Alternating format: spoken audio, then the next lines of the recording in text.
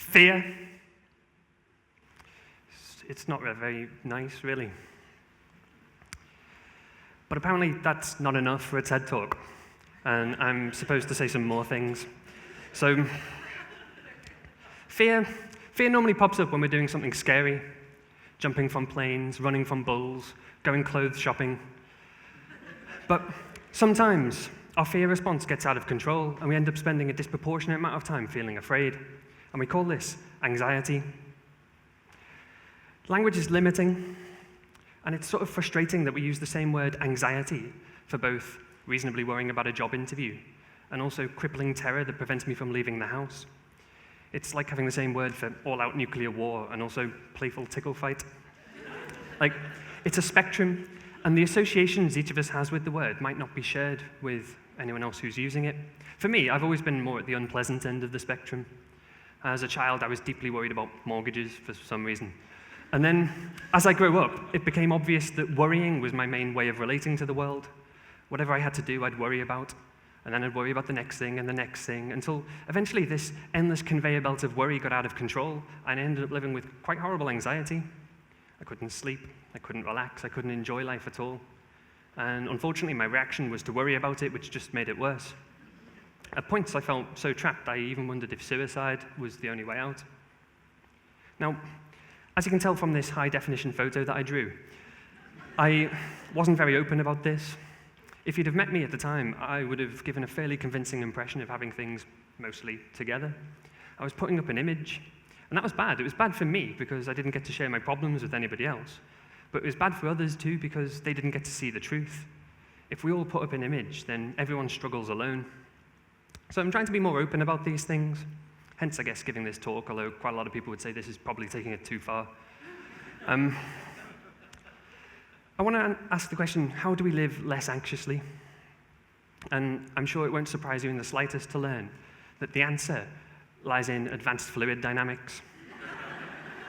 Now, I know you're all probably extremely familiar with these equations, so we're just going to brush over them. As you know, this describes the motion of liquids. And yeah, like I say, we're not going to worry about the maths. Instead, we're just going to divide all the liquids in the world into two groups, which is quite a fun game to play if you've got a lot of liquid and nothing better to do with your time. The two groups we're interested in are Newtonian fluids and non-Newtonian fluids. This distinction describes how liquids behave when they're subjected to an outside force. In other words, we're answering the classic scientific question, what happens if I hit it? If we hit a Newtonian fluid, like for example water, we know what happens. It splashes, going all over the place and soaking everything in sight, and generally I get politely asked to leave for causing an unnecessary disturbance. But a non-Newtonian fluid, like for example popular pudding sauce custard, behaves differently. Instead of splashing apart, it clumps up together when you hit it, hardening temporarily. Hello. Hardening Well, that's carnage, isn't it? Basically, I mean, you're getting the point here. It hardens temporarily before relaxing back to a previous state. In other words, if I punch custard for my own personal reasons, then it hardens. Now, as you might have guessed, there is a pedantic disclaimer alert. This does depend on the exact nature of the custard, but really, who cares? This means we can do really awesome things, like fill a swimming pool with custard and walk on it. Look, I'm walking on custard. I mean, go with me here. It's obviously not real custard. It's like a biblical miracle, except even more sugary. Like, how fun is this? But the problem is, the more I thought about walking on custard, and I thought about it way more than anyone probably should, the more I realized how exhausting it would be. Like, once I start, I can't stop. Every time my foot hits the surface, it hardens underneath me, but I can't pause to enjoy it. I have to keep going. If I stop, then I'm going to sink and drown in custard, which is definitely in the top 3 most embarrassing ways to die that there is. Years after I first learned about this, I was in the middle of a terribly anxious period, and this image of walking on custard came to my mind. And I realized it described my anxiety perfectly. I was running and running and running on the spot, exhausted, unable to stop, and with this constant fear of drowning in my own life. And the more I spoke to people, the more I realized how common this is, this feeling of exhaustion, of not being able to rest, of not getting anywhere. It's like we're all mentally walking on custard in some way, and I wondered what it would mean to stop. Not to stop on the custard where we drown, What would it mean to make it to solid ground? Somewhere where we can rest, somewhere we can be at peace without anxiously struggling, somewhere where we can live. So I made it my number one priority to figure out what this custard was for me. What is this anxiety? And to figure out how to get to solid ground. And I learned a whole load of things, but the idea I want to share with you today is what I came to think of as custard traps, unhelpful mental habits which were causing my anxiety or making it worse. And I think of them as traps because at times I'd be going along quite happily, and then suddenly I'm having a panic attack, I've fallen into a custard trap.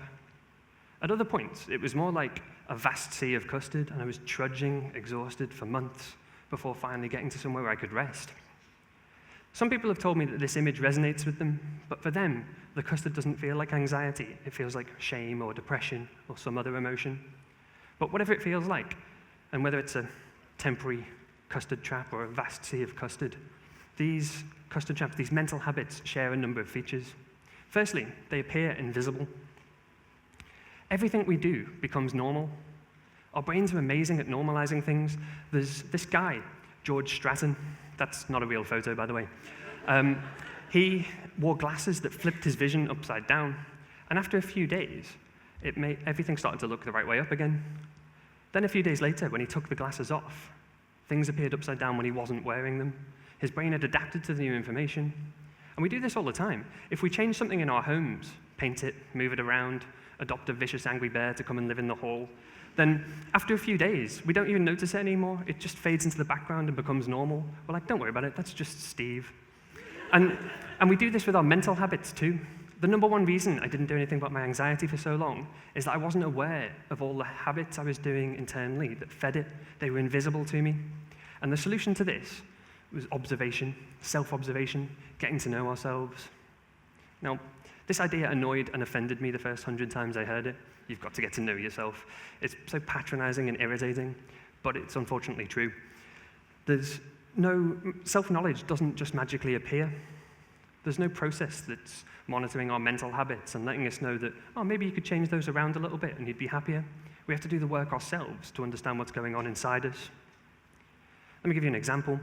Imagine I'm walking away from a group of my friends, and maybe a thought pops into my head, something proportional and rational and reasonable, like, oh, Neil, you said goodbye a little bit awkwardly there. Maybe all your friends now hate you.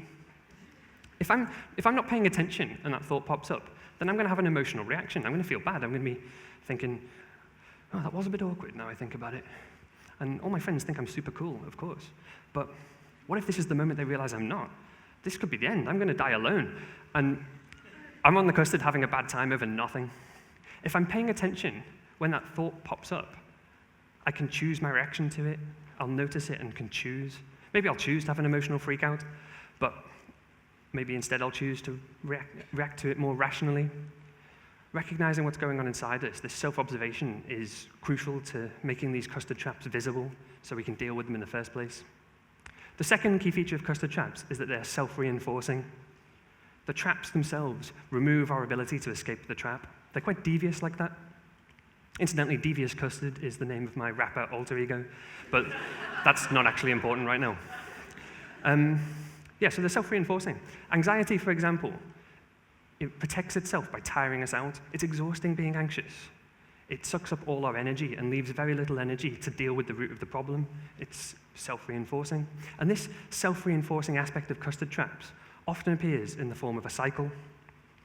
Sorry, my apologies. It often appears in the form of a cycle. So, for example, again, sticking with anxiety as a broad example, being anxious takes a toll on our bodies, which can make us feel ill. And then we can be anxious about being ill, which feeds itself and the cycle gets stronger. Or perfectionism. I have perfectionist tendencies, so I beat myself up for every mistake. And then I beat myself up for beating myself up, because a perfect person wouldn't do that either. And again, the cycle continues. It's so easy to get stuck in these loops.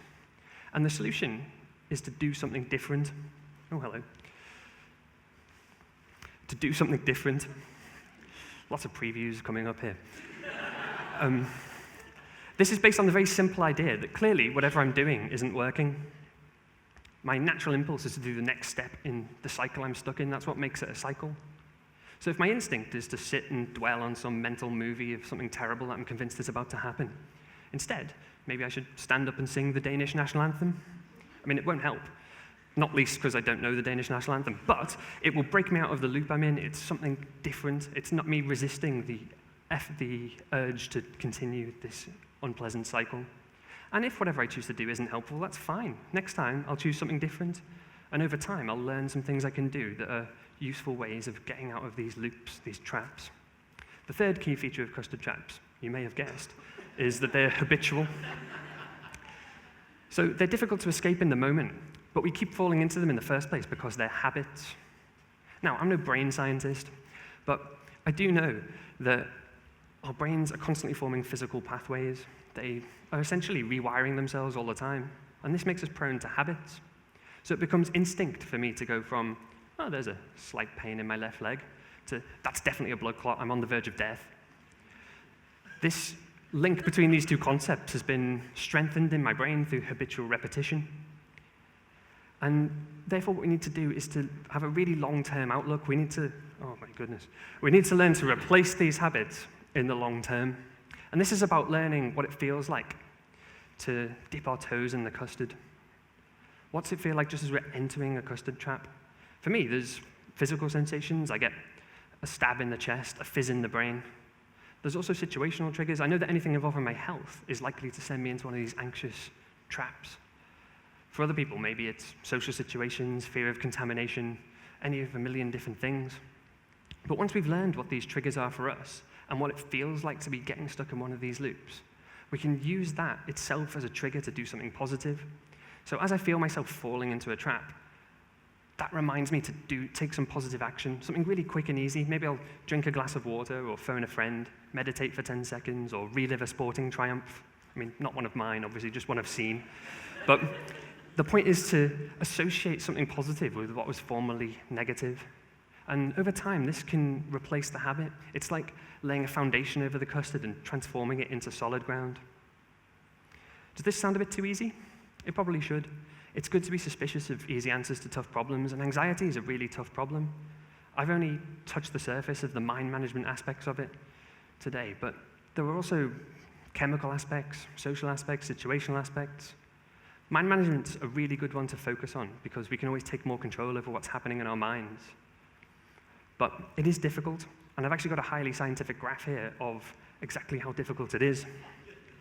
In the beginning, things might be quite tough, and then we make a decision to start doing something about it, to make it to solid ground, and for a while, things actually get worse. It's because previously we were using all our energy just staying afloat, and now we're putting in extra energy, seeking out the solid ground and making our way towards it. It's harder for a bit, but there's a payoff as we learn to start getting better at understanding ourselves, at replacing our habits, at breaking out of these unpleasant cycles. Eventually, we start to spend a little more time on solid ground and a bit less time anxiously struggling on the custard. I don't know if we can ever make it to the bottom of the graph where everything's perfectly wonderful all the time. I doubt it, but it'd be nice. But I do believe we can learn to spend more time at peace. I'd love to be able to give you, personally, the actions that you need to individually take to be less anxious. But these things are so unique to us. We've spent years developing our own individual mental habits, our own personal custard traps, and only we can put in the effort required to escape them. But it's my hope that if we're all a bit more open and honest about these difficult personal experiences, that these tough solo journeys across the custard to solid ground are journeys that we can all make together. Thank you very much.